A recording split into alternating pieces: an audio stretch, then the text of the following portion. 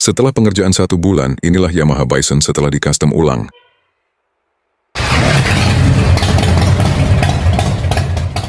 Motor ini datang dengan tampilan yang sebenarnya sudah bergaya scrambler, karena memang dibeli customer dalam kondisi custom. Tapi kali ini, rencananya akan dilakukan perubahan ulang pada beberapa bagian, agar tampilannya semakin maksimal dan sesuai karakter pemiliknya. Perubahan paling besar akan dilakukan di sektor kaki-kaki. Saat ini motor masih menggunakan velg palang bawaan, yang akan segera diganti dengan velg jari-jari. Tujuannya jelas, supaya aura scrambler lebih terasa, sekaligus memberikan tampilan klasik yang tangguh di segala medan. Dengan velg jari-jari, kesan retronya makin keluar, tapi tetap garang khas Yamaha Bison. Selain itu, lampu depan juga tidak luput dari perhatian. Lampu lama akan diganti dengan lampu demaker, supaya pencahayaan lebih terang dan modern, tapi tetap menjaga kesan vintage pada desain. Bagian tutup baterai akan di-custom ulang dengan model baru yang lebih rapi, serta penambahan engine guard untuk melindungi mesin sekaligus menambah kesan kokoh pada tampilan motor ini. Tahap pertama dalam proses custom ulang ini adalah pembongkaran. Satu persatu bagian mulai diturunkan, mulai dari roda depan dan belakang, lampu, tangki, hingga komponen kecil seperti footstep dan cover-cover bawaan. Semua dibongkar dengan hati-hati, supaya tidak ada part yang rusak atau hilang. Pembongkaran ini bukan hanya soal melepas bagian motor, tapi juga menjadi langkah awal untuk memetakan apa saja yang akan diganti, diperbaiki, dan di-custom ulang. Dari sini, kita bisa melihat dengan jelas struktur motor, sekaligus memastikan rangka tetap kokoh dan siap menerima part baru nantinya. Suasana workshop pun terasa berbeda saat pembongkaran dimulai, seakan Yamaha Bison ini kembali ke titik nol, siap menjalani transformasi ke tahap berikutnya. Setelah semua bagian utama berhasil dilepas, motor ini benar-benar terlihat seperti kerangka kosong. Dari sini, kami mulai melakukan pengecekan detail pada rangka dan area mesin. Pastinya kita ingin memastikan tidak ada retakan, karat berlebih, atau titik lemah yang bisa mengganggu hasil akhir.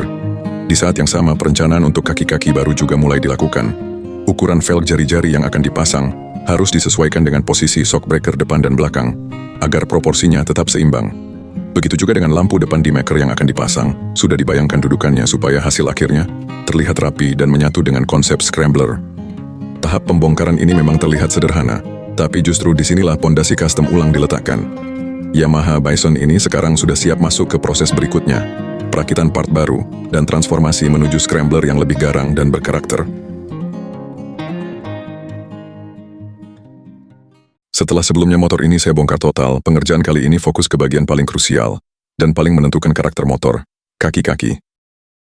Di bagian ini, velg standar langsung saya ganti dengan velg jari-jari.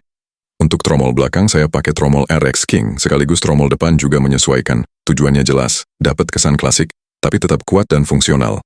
Yang menarik, velg belakang yang saya dapat ini jari-jari tapi bisa tubeless, mirip velg BMW GS. Kenapa bisa? Karena posisi pemasangan jari-jarinya ada di bagian luar velg. Jadi area dalamnya tetap rapat dan aman buat ban tubeless. Untuk ban, saya tetap pakai ban lama. Bukan karena irit, tapi karena karakter bandnya masih cocok banget dengan konsep scrambler. Kadang, bukan soal baru atau lama, tapi soal pas atau enggaknya dengan konsep motor. Begitu kaki-kaki ini selesai dibereskan, jujur saja auranya langsung beda. Motor terlihat lebih kokoh, lebih berisi, dan kelihatan siap diajak main di segala medan. Dan disinilah saya sering bilang ke calon customer, membangun motor custom itu dimulai dari kaki-kaki. Kalau bagian bawahnya sudah pas, mau konsep apapun di atasnya, tinggal menyesuaikan. Kalau kaki-kaki salah, sebagus apapun bodinya, motor tetap kelihatan aneh. Setelah kaki-kaki beres, pengerjaan lanjut ke pengecatan rangka dan tangki. Rangkanya saya cat ulang supaya tampil lebih segar dan menyatu dengan konsep scrambler.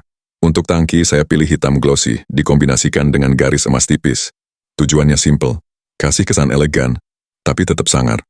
Dan warna ini masih nyambung banget dengan bagian depan yang sudah pakai upside down. Hasilnya, nggak norak, tapi kelihatan dewasa dan berkelas. Kalau ditanya bagian apa yang benar-benar saya buat dari nol, jawabannya ada di tutup baterai. Sebelumnya cuma datar dan biasa saja. Sekarang saya buat lebih bervolume, lebih cembung, ada karakter, detail kecil, tapi efek visualnya besar. Bagian besi yang sebelumnya hanya penutup mesin, saya custom ulang dan fungsikan sebagai crash bar. Jadi bukan cuma estetika, tapi juga ada fungsi perlindungan.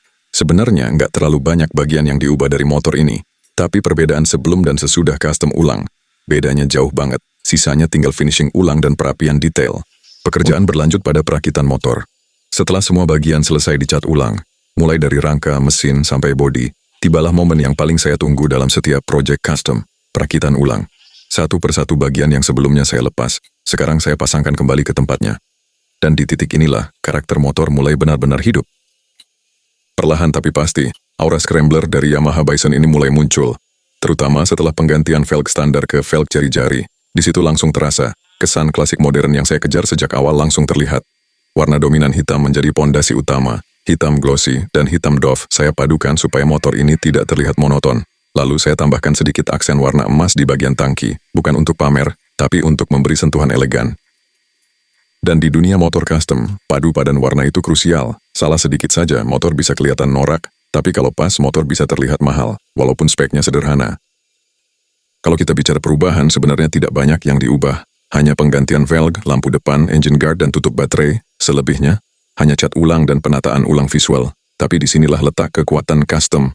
Bukan soal seberapa banyak part diganti, tapi bagaimana semua elemen disatukan dengan konsep yang jelas. Sebelum di custom ulang, motor ini terlihat biasa. Sesudahnya, tampil lebih elegan, lebih garang, dan tidak lagi terasa seperti motor 150 cc. Custom ulang bukan soal merombak segalanya. Buat saya, custom ulang adalah tentang memaksimalkan potensi yang sudah ada. Yamaha Bison punya rangka kuat, postur kekar, dan karakter mesin yang bandel. Kalau semua itu diarahkan dengan benar, motor ini bisa naik level tanpa harus kehilangan identitasnya. Scrambler sendiri punya filosofi kebebasan. Motor yang siap dipakai harian, tapi tetap punya karakter liar. Bisa santai, bisa kasar, bisa diajak kemana saja. Dan di proyek ini, saya ingin membuktikan satu hal. Motor sederhana, kalau ditangani dengan konsep yang tepat, bisa terasa istimewa. Buat saya, motor custom bukan soal ikut tren atau sekadar tampil beda. Motor custom adalah cerminan karakter pemiliknya. Cara kita memilih konsep, warna, sampai detail kecil. Itu semua berbicara. Dan Yamaha Bison Scrambler ini adalah contoh bahwa, dengan pendekatan yang tepat, motor harian pun bisa punya identitas yang kuat tanpa harus kehilangan fungsinya.